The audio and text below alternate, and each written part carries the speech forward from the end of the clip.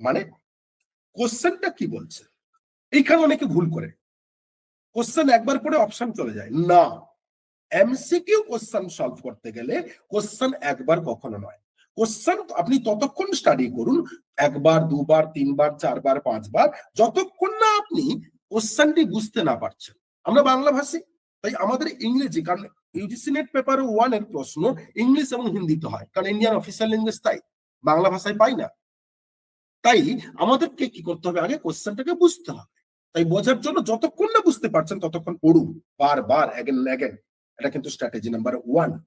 And strategy number 2 question সলভের আরেকটা বলবো, আমরা কি করি প্রত্যেকে এমসিকিউ ক্ষেত্রে, যেটা 99% কেসে স্টুডেন্টরা করে, ক্যান্ডিডেট করে, যে কোশ্চেন পড়া মাত্র কোন অপশনটা রাইট সেটা খুঁজতে শুরু করে দেয়। এটা একটা এরর স্ট্র্যাটেজি।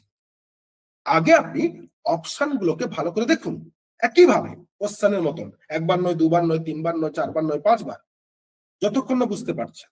বোঝার পরে এক একটাকে রিজেক্ট করুন, অর্থাৎ আপনার কোশ্চেনের সাথে কোশ্চেন অনুযায়ী যে প্রশ্ন চাইছে সেই উত্তর কোনটা হবে না সেটা রিজেক্ট করুন। এইভাবে রিজেক্ট করতে করতে যেটা আপনার সিমিলার সেটাই কিন্তু অ্যান্সার করুন।